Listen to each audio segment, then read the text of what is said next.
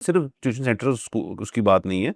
आप इसके अंदर जो भी कमर्शियल जहाँ पे लोग ज़्यादा इकट्ठे होते हैं, आप मसाजिद की बात कर लें, आप हमारे जो बाकी मदरसे हैं उनके शॉपिंग प्लाजास। शॉपिंग प्लाजास की बात कर लें, अब जहाँ पे लोगों की भीड़ बहुत ज़्यादा होती है, उन सबके फिटनेस सर्टिफिकेट्स जो हैं वो बड़ी ज़रूरी चीज़ है। क्योंकि देखिए ये एक इंसिडेंट हुआ है, इसका ये मतलब तो नहीं ना कि जी अब हमारे पास 5-6 साल हैं, किसी भी दिन कुछ भी, अल्लाह ना करे कुछ ऐसा हो, किसी भी दिन कुछ भी हो सकता है, तो इसको ज़रा और मज़ीद देखने की ज़रूरत है। था अभी इनफैक्ट जो बिल्डिंग गिरी, हमने यही तो कहा था कि वो 300 रुपया ले रही थी हुँ। बच्चों से।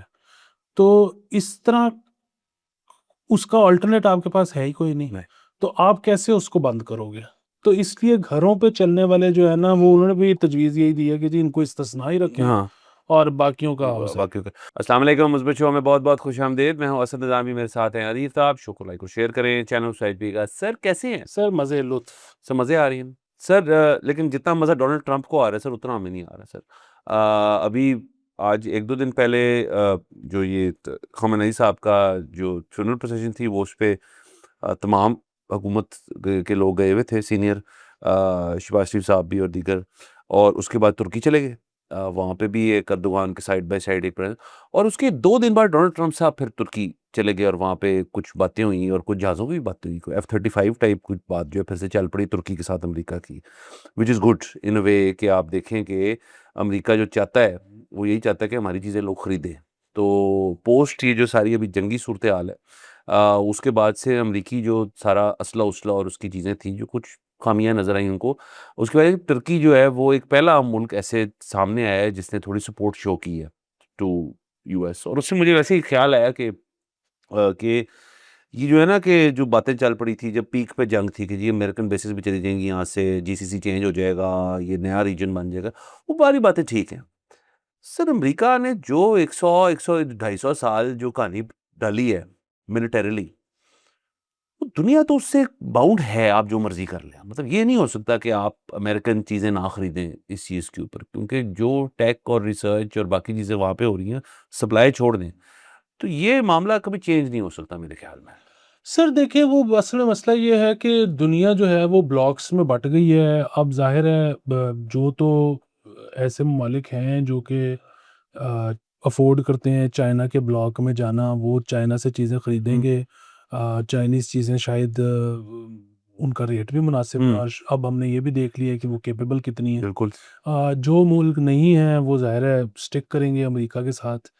दूसरी चीज़ ये, मुझे तो पता नहीं था इस बात का जो आपने बताई है, लेकिन ये अगर बात हुई है तो ये अच्छी बात है। उसकी वजह ये है कि ये जो पिछले कुछ अरसे से ये आना शुरू हो गया था तज्ज़ियाकार, और उन्होंने कहना शुरू कर दिया था कि जी ये ईरान के बाद इमिनेंट है कि टर्की पे अटैक। हुँ, तो अगर टर्की के और अमेरिका के इस तरह से तजारती मामलात हो जाएँगे तो फिर शायद ये चीज़, आसान नहीं होगी हाँ, करनी। तो ये बड़ा अच्छा है। हुँ, तो हम इसके साथ हैं। बिल्कुल सर, दूसरा सर जिससे मैंने खबर शुरू करनी थी वो ये मज़ा क्यों आ रहा है डोनाल्ड ट्रंप साहब को? डोनाल्ड ट्रंप साहब सर उन्होंने फुटबॉल देखना शुरू कर दी। अमेरिका ख़ैर अब तो आउट हो गया है वर्ल्ड कप से, नो प्रॉब्लम, होस्ट नेशन है, उन्होंने जितनी कमाना था कमा ली है, इससे कोई टेंशन वाली बात नहीं है। तो अमेरिकन एक प्लेयर को रेड कार्ड मिल गया। अब रेड कार्ड का फुटबॉल के अंदर ये रूल है कि अगर आपको रेड कार्ड मिल गया तो उस गेम से तो आप जाएँगे, लेकिन अगली गेम भी आप नहीं खेल सकते। अब ये बात डोनाल्ड ट्रंप साहब को नहीं पसंद आई, और मैं उनसे ना एक हद तक एग्री भी करता हूँ कि ये रूल जो है इसको देखने की ज़रूरत है कि किसी और स्पोर्ट में ऐसे नहीं होता कि जी आप जो हैं अगर उस मैच के दौरान अगर आपकी वो बिहेवियर ठीक नहीं, इसलिए रेड कार्ड मिलता है ना, आपने को पेनल्टी ज़्यादा कर दी, अग्रेसिव कर दी, कि चोट लग जाए किसी को, तो रेड कार्ड आपको मिल जाएगा, तो उसके बाद आप फिर बैन है अगले मैच के लिए भी। ये फुटबॉल में होता है और स्पोर्ट्स में आई डोंट नो इस किस्म का निज़ाम है या नहीं, बट एक यूनिक सा मतलब रूल है। क्रिकेट में भी आप पे पाबंदी लग जाती है मैचेस की? सर वो तो मैच के बाद लगती है कि मतलब मैच के दौरान लगता है, वो खेलने देते हैं पूरा मैच। क्रिकेट में कभी हुआ ही नहीं कि जी मैच के दौरान बाहर कटो। वो तो इंजी भाई एक दफ़ा टीम ही लेके बाहर चले गए उसकी और वजह थी, लेकिन वो फिर उसके बाद बैन लग जाते होते हैं। तो दैट्स फाइन कि जी आपने मैच अपना खेल लिया, आप क्योंकि आपकी ये, तो डोनाल्ड ट्रम्प साहब ने ना सिर्फ इस रूल को ना समझे, उनको बुरा लगा, उन्होंने फ़ोन-शोन घुमाना शुरू कर दिया। पहले तो टूथे सुट्टी बाहर कि ये गलत है, फिर उन्होंने फ़ोन-शोन किया, उन्होंने सर रिवर्स करवा दिया अपने प्लेयर के लिए इस चीज़ को। तो अगला ये मैच वो खेला। वो खेला। तो ये कितनी खूबसूरत बात है सर कि एक प्रेज़िडेंट इतना अपने मुल्क के पीछे है, बिहाइंड है प्लेयर्स के, कि वो, और ये बहुत अच्छा प्लेयर है, अमेरिकन साइड का टॉप प्लेयर है। तो उन्होंने सर उसको बचा लिया, तो इस पे काफ़ी लेदे हो रही है। हाँ जी सर, इस पे बहुत लेदे हो रही है। जो फुटबॉल कम्युनिटी है, जो कि पूरा दुनिया है, हाँ, मतलब जो आप कहते हैं ना फुटबॉल कम्युनिटी, तो मेरे ख्याल में 6 मुल्क निकाल के बाकी पूरी सर दुनिया है। कितने खेले हैं? 48 मुल्क खेले हैं सर। हाँ, वो तो 48 मुल्क तो वर्ल्ड कप खेले हैं ना, वो तो क्वालीफायर कैश तो हो, सारे मुल्क सब खेले हैं खेले। समेत पाकिस्तान के, मेरे हाँ ख्याल में क्वालीफायर तो हर कोई खेलता है। जी। तो सो उधर जो है ना, पूरी दुनिया में सब मीमबाजी चल रही है, लोग जो है वो फीफा के फुल खिलाफ हुए हैं कि आपने क्या कर दिया। लेकिन सर वही वाली बात है, मुझे तो अब इन चीज़ों से फ़र्क ही कोई नहीं पड़ता। मतलब ये तो बड़ी एक, ये तो पब्लिक स्फेयर की चीज़ थी, हुँ, तो इससे तो बिल्कुल ही कोई फ़र्क नहीं पड़ता यार। सामने हुए सब कुछ हमारे। मैं तो सर, आपको पता है कि मैंने तमाम स्पोर्ट्स देखनी छोड़ दी हैं, उसकी वजह ये है कि वो जो मतलब बचपन में चीज़ें ये अच्छी लगती हैं, बाद में मतलब आपको समझ आ जाती है कि यार हर चीज़ में ना 2 नंबरी है। हुँ, मतलब ऐसा नहीं है कि मैं एप्रिशिएट नहीं करता, एन्जॉय नहीं करता। मतलब कभी कुछ लगा हो मैं देख लेता हूँ, और मुझे मेरा जो फ़ोकस होता है ना, वो होता है इंडिविजुअल परफ़ॉर्मेंस पे। और किसी ने कितना अच्छा परफ़ॉर्म कर दिया, बड़ा मज़ा आता है वो देख के। बाकी जो है ना, किसी टीम की साइड लेना, किसी बंदे का फ़ैन हो जाना और उसको फ़ॉलो कर, वो आप उसके मतलब बंदे का तो चलो वो ठीक है, आप वो करते हो। टीम-शीम सर, ये हर स्पोर्ट में ना, मतलब बॉक्सिंग में हमेशा से 2 नंबरी है। मतलब रेफरीज़ जो हैं वो जैसे-जैसे फ़ैसले देते हैं, वो मतलब वो जो पॉइंट्स पे जब गेम आती है तो आपको एंड पे पता ही आपको, नहीं होता कि क्या हो हाँ, और जाना है। एंड पे आप हमेशा ये होते हैं कि यार ये ठीक नहीं लगा। हाँ, मतलब यूएफसी, आप हर चीज़ देख लें, क्रिकेट में तो ख़ैर वैसे ही बड़ी कंट्रोवर्सीज़ हुँ, बन चुकी हैं, यहाँ पे तो और ही चक्कर चल।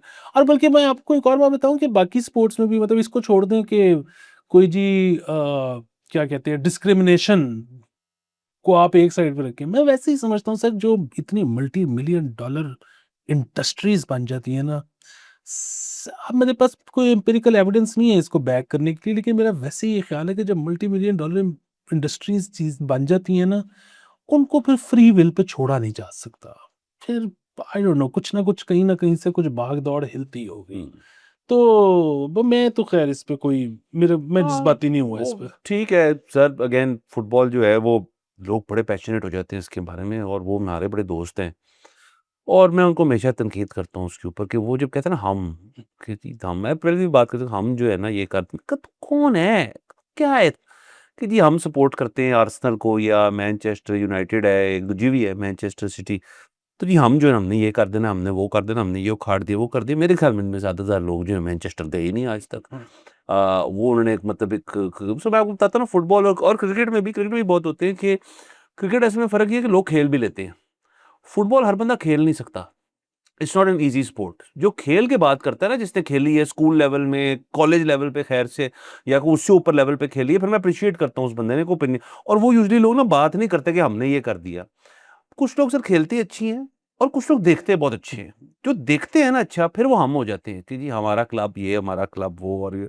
तो खैर मैं तो सर चिता करता हूँ उनके साथ, मुझे ना पता होता है ना कुछ होता है।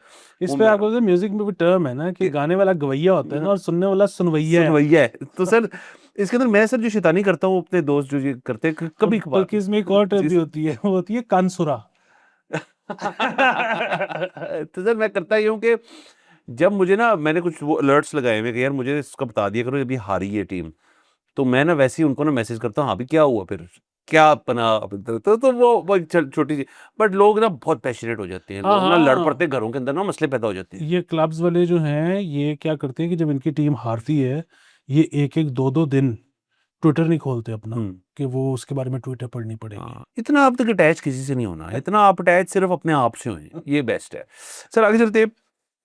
सर शॉपिंग बैग की अलग रकम लेने पर पाबंदी है सर, और दुकान और सेल वाले जो 50,000 तक जुर्माना उनको होगा अगर वो शॉपिंग बैग के अलग पैसे लेंगे। ये एक चीज़ शुरू हो गई थी, और ये आई थिंक हुई असूलन हुई इस वजह से थी कि जब प्लास्टिक बैग्स हमने आउटराइट ख़त्म कर दी, जो कि अच्छी बात है, मतलब वो। अच्छा, ये पाबंदी अभी भी प्लास्टिक बैग्स पे ही है, अच्छा, ये दूसरे वालों पे नहीं है कि आप प्लास्टिक, नहीं सर, मुझे तो प्लास्टिक बैग तो हमने वैसे ही बैन किए हैं। लेकिन कर रहे थे ना, अभी भी कई हुँ। डिपार्टमेंटल स्टोर्स थे जो कि प्लास्टिक बैग्स दे रहे थे। तो एक तो सर वो पाबंदी हो गई ना, हाँ। लेकिन इसमें ये भी है कि जो अलग से रकम लेते थे कि जी कि अगर आपने दूसरा वाला, मेरे ख्याल में कपड़े वाले पे नहीं पाबंदी लगाई, उस पे अगर अलग रकम ले रहे हो तो ले लो। तो गलत बात है ना सर। बैग तो सर साथ होता है शॉपिंग के, मतलब वो इनकॉर्पोरेट होना चाहिए उसके अंदर। ये मुझे बड़े कुछ, हर जगह नहीं होता, बट जिधर होता है फिर ना थोड़ा सा होता है कि जी आपको बैग चाहिए या नहीं। अब सर मेरे सामने सर को 30 चीज़ें पड़ी हैं, मैं अपने हाथ में तो नहीं लेके जाऊँगा, तो ज़ाहिर है बैग चाहिए।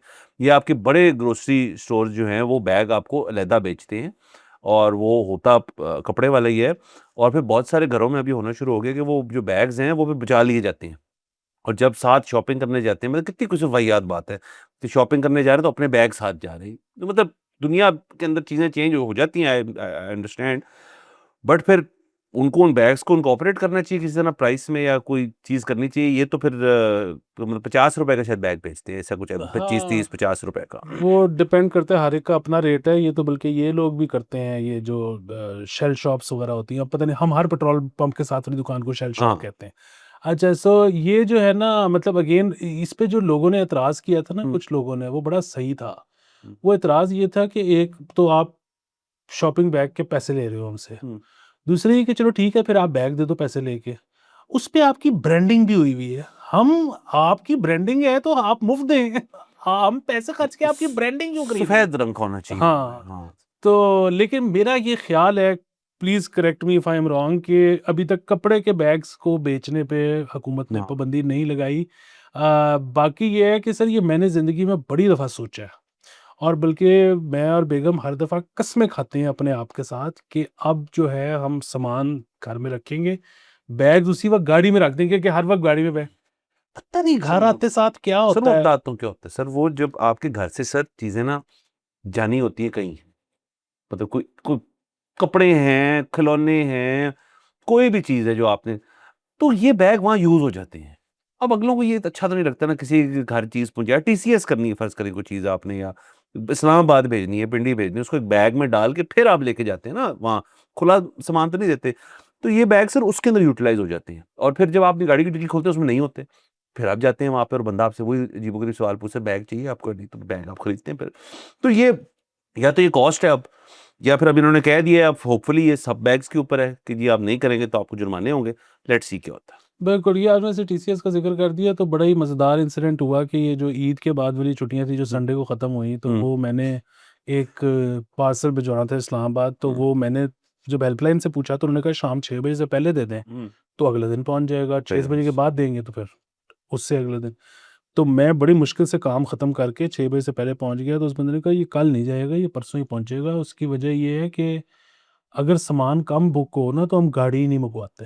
अच्छा, माल नहीं इकट्ठा हुआ है। हाँ, तो मैंने कहा पता करो शायद इकट्ठा हो गया हो। कहता नहीं, मैंने ही कॉल कर, नहीं हुआ। सर उधर इसमें से मैं लेके निकला एक बस सर्विस के पास, वो बस सर्विस की अपनी वो राइड्स भी होती, तो उनको मैंने कहा कि आप तो पहुँचा ही दोगे। उन्होंने कहा कि कन्फर्म नहीं है 100%। मैंने कहा कन्फर्म क्यों नहीं है?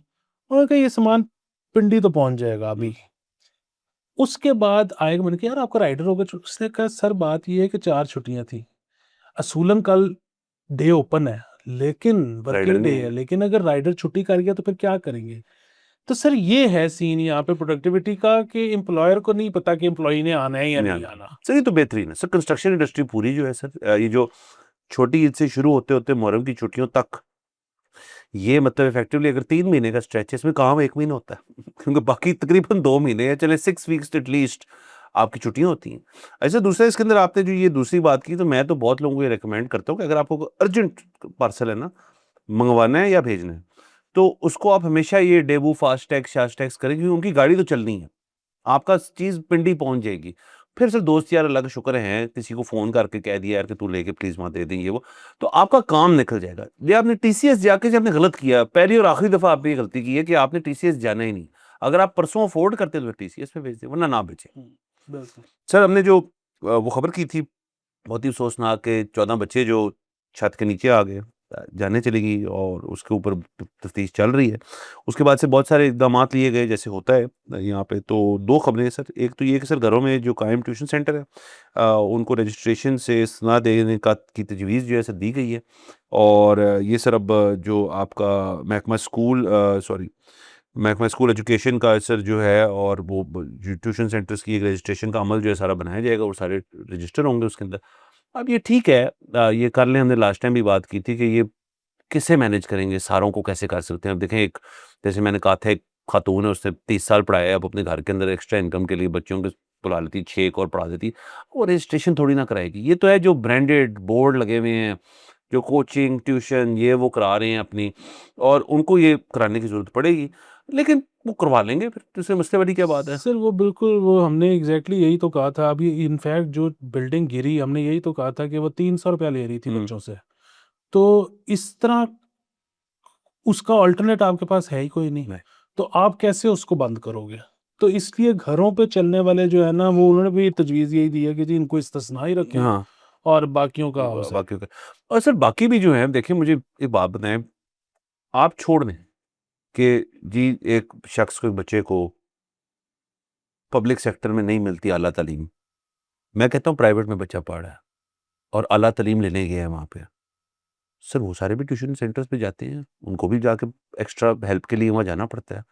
सो ये एक ओवरऑल सिस्टम का इश्यू है कि ट्यूटरिंग जो है ना, यहाँ पे कल्चर बन चुका है। बिल्कुल कच्चा बन, दूसरा एक और चीज़ है ना वो सर, वो देखिए ये तो असूलन तो हर घर की कुछ 4-5, हर घर, हर दुकान, हर चीज़ की कुछ 4-5, 7-8 साल बाद एक इवैल्यूएशन होनी चाहिए कि इसके क्या हालात जो हैं। हमने लास्ट टाइम भी बात की थी। लेकिन जो ट्यूशन सेंटर या मतलब कोई भी चीज़ कमर्शियल एक्टिविटी वाली है, वहाँ पे ज़्यादा प्रॉब्लम ये है कि खुदा ना ख़ास्ता कुछ होगा, तो ज़्यादा लोग उसमें जाएँगे। अब बिल्कुल। इसलिए जो मतलब बाकायदा ट्यूशन सेंटर है, मतलब हम जानते हैं, मैं खुद जिस अकेडमी में था, वहाँ पे मेरे ख़्याल में कम से कम 200 बच्चे थे। जी, जी। ठीक है? तो वो उधर ज़ाहिर है ज़्यादा तो ये मैंडेटरी। पूरा स्कूल ही होते हैं। हाँ, एक घर जो है उसके अंदर कम बच्चे होंगे। अब जिस तरह ये जो घर हुआ था इसमें मतलब टोटल 19 बच्चे थे मेरे ख्याल। सब प्लस किसी भी, जब घर बनता है ना, उसके अंदर अगर फ़र्ज़ करें किसी पॉइंट पे तो किसी स्ट्रक्चरल इंजीनियर ने कोई ना कोई बात तो की होगी ना यार, कि हम ये बना रहे हैं इतना एरिया। अब फ़र्ज़ करें सर, आपने घर बनाया है, उसके अंदर एक आपके पास बड़ा कमरा है, dining drawing room first floor पे फ़र्ज़ करें, या डाइनिंग एरिया अमूमन होते नहीं, चलें फ़र्ज़ करें है। और वहाँ पे आपने कहा यार कि हमने ना एक म्यूज़िकल इवनिंग करनी है और मैंने 500 बंदा बुला लिया है और 500 बंदा यहाँ फिट करना है। अब ये गलत बात है, क्योंकि ना उस जगह जब वो बनी थी ना, उसकी कैपेसिटी नहीं है ये, उसकी कैपेसिटी होगी 30 या 40। अब फ़र्ज़ करें एक घर है, मतलब ट्यूशन सेंटर्स जो होते हैं घर, वो मतलब अमूमन बहुत बड़े घरों में नहीं बनाए जाते। वो मतलब एक छोटे से घर में, तो रेंट उन्होंने अपना कम से कम रखना है और बच्चे ज़्यादा से ज़्यादा करना है, यही प्रॉफ़िट मॉडल है इनका। तो सर अब वो कब का बना हुआ है, नंबर 1, नंबर 2, आपने वहाँ पे आके एक कमरे के अंदर, एक कमरे को खाली करके वहाँ सिर्फ़ एक कुर्सी लगा दी है, एक ब्लैक बोर्ड लगा दी है। उसके अलावा वहाँ सिर्फ़ बच्चे बैठे हुए हैं या फर्श पे बैठे हुए हैं। अब दैट इज़ डेंजरस, कि जी उसकी जो छत या डली थी या फर्श डला था, उसका मकसद ही ये नहीं था। वो तो फैमिली होम था एक, जिसमें कितने लोग रह लेंगे घर के अंदर? 10 लोग रह लेंगे ज़्यादा से ज़्यादा, 15 रह लेंगे। तो ये फिर देखने की ज़रूरत है ना, फिर रजिस्ट्रेशन सर्टिफ़िकेट वाली जो बात हो रही है, एक और कि जी वो अब बना करेंगे, जारी किए जाएँगे। अब आप फ़र्ज़ करें रजिस्ट्रेशन सर्टिफ़िकेट जो है उसकी क्या बेसिस होगी? कि जी आप रजिस्ट्रेशन सर्टिफ़िकेट दे देंगे कि हाँ ठीक है, यहाँ 50 बच्चे आप पढ़ा लें। वो भई किस तरह से उसकी असेसमेंट होएगी? नहीं, और फिर मसला ये है कि बाद में वो 50 की तो आपने इजाज़त दे दी हुई है, अब वो उसने 150 कर दी है, तो वो तो उसका क्या फिर से होगा? जाएगा। तो ये मसला वैसे देखें, सिर्फ़ ट्यूशन सेंटर उसकी बात नहीं है। आप इसके अंदर जो भी कमर्शियल जहाँ पे लोग ज़्यादा इकट्ठे होते हैं, आप मसाजिद की बात कर लें, आप हमारे जो बाकी मदरसे हैं उनके शॉपिंग प्लाज़ास। शॉपिंग प्लाज़ास की बात कर लें, अब जहाँ पे लोगों की भीड़ बहुत ज़्यादा होती है, उन सबके फिटनेस सर्टिफ़िकेट्स जो हैं वो बड़ी ज़रूरी चीज़ है। क्योंकि देखिए ये एक इंसिडेंट हुआ है, इसका ये मतलब तो नहीं ना कि जी अब हमारे पास 5-6 साल हैं, किसी भी दिन कुछ भी, अल्लाह ना करे कुछ ऐसा हो, किसी भी दिन कुछ भी हो सकता है, तो इसको ज़रा और मज़ीद देखने की ज़रूरत है। बिल्कुल। फिर इसमें सर एक और जो खबर है वो ये है कि सीएनडब्ल्यू हुँ, की स्कूल्स फिटनेस सर्टिफिकेट जारी करने से माज़रत। हुँ। सो ये जी। सीएनडब्ल्यू वो इदारा है जो कि स्कूल्स की जो है ना फिटनेस सर्टिफिकेट्स हुँ। करता है, मतलब जो बिल्डिंग्स के फिटनेस बिल्डिंग सर्टिफिकेट की, करता जी। है, नॉट स्कूल्स। उन्होंने सर सीधा-सीधा कह दिया है, उन्होंने कहा है वो भी जो हम पहले बात कर रहे थे। उन्होंने कहा यार आप प्राइवेट फर्म्स हायर करें और उनको दे दें, हमारे पास इतनी कैपेसिटी नहीं है कि हम मतलब खाली लाहौर शहर में जो है वो स्कूलों में। 750 स्कूल देखते फिरें। हुँ। तो हमारे पे कैपेसिटी नहीं है, आप प्राइवेट फर्म्स सर हायर इनके कर पास लें। कैसे कैपेसिटी होगी? यहाँ पे कंस्ट्रक्शन ही नहीं खत्म होती सर, यहाँ पे पुल बनी जाते हैं, तो वो उधर उधर जाएँ, स्कूलों में जाके छापे मारे जाएँ। तो ये प्राइवेट सेक्टर ने करना है। और अगेन ये भी बड़ा मसला है सर कि प्राइवेट सेक्टर से, उस दिन मैं सोच रहा था जब हमने बात की थी कि प्राइवेट सेक्टर क्यों नहीं करता? एक तो हमने बात की थी कि ये महँगा होएगा। दूसरा सर, आप फ़र्ज़ करें एक स्ट्रक्चरल इंजीनियर एक दफ़ा अपना ठप्पा दे दे एक फिटनेस सर्टिफ़िकेट पे कि जी ओके, ओके टू गो, और उसके बाद खुदा ना ख़ास्ता कुछ हो जाए, तो मालकान तो अंदर होंगे ही होंगे। तो फ़र्ज़ करें अगर जानी नुकसान हो किसी का और ये भाई भी हो, इनको भी पता बुलाया जाएगा जी, तुसी भी दसो कि क्या फिटनेस थी, कहेगा यार कि इन्होंने गलत की है। लेकिन मैं कहता हूँ कोई भी जानी नुकसान ना हो, माली नुकसान हो, तो वो मालकान पीछे पहुंच जाएंगे स्ट्रक्चरल इंजीनियर के कि जी आओ जरा इधर ना बैठो हमारे साथ। तो सर ये इसलिए ना अपना ठप्पा जो है ना, जब किसी ने किसी इमारत का ओके देना है ना, वो बड़े कॉन्फिडेंस के मामलात होते हैं दुनिया में सर। इतनी इतनी बड़ी इमारतें जो खड़ी होती हैं, उनमें आपके ख्याल में एक को टीम होती है, उसके अंदर तो 8-9 फर्म्स जो हैं वो बीच में मिल के एक दूसरे के कान खींचते खूंचते जो है वो किसी किस्म के फैसले के ऊपर आती हैं। तो इसलिए ये किया जाता है ना कि हर बंदे ने अगले की जो है वो टांग जो है पकड़ी हुई है और किसी की बाह पकड़ी हुई है, कि सर्कुलर इफेक्ट आ रहा है उसके अंदर। अब एक स्ट्रक्चरल फर्म आके कर ले, यहाँ तो डॉक्टरों के पास सिर्फ सेकंड ओपिनियन लिया जाता है, कभी इस चीज का सेकंड ओपिनियन कोई लेगा आपके ख्याल में? हाँ जी, ये बड़ा मसला है। तो इसमें वही होगा कि वो भी कोई दरमियानी राह ही निकालेंगे कि वो उसमें जो है वो इस तरह की चीज़ लिखेंगे कि फलानी फलानी फलानी जगह पर जो है वो कॉर्नर कटिंग की गई है, हम्म। लेकिन हम उसके बावजूद ये समझते हैं कि इतने साल तक इतने लोगों का बोझ शायद ये संभाल ले। तो ये बड़ी एम्बिगुअस सी रिपोर्टें बना सर एंड करेंगी। में आपको पता है ना इस पे दिहाड़ी किसकी लगनी है? स्ट्रक्चर वाले की लगेगी, वकीलों की सर। वो बनाएंगे ना सर ये सारा जायचा जो है, किसी आप यही इस तरह लिख लें ताकि इसके अंदर लूप होल्स हो आपके पास। तो गवर्नमेंट को खुद करना पड़ेगा सर ये, अनफॉर्चुनेटली। नहीं गवर्नमेंट के अगर स्ट्रक्चरल इंजीनियर जो हैं वो किसी को ओके देते हैं तो फिर वो लायबल होना अगेन कॉम्प्लेक्स है। कॉम्प्लेक्स है। देखो याद लेते हैं, अगले एपिसोड में मुलाकात होगी। खुदा हाफिज।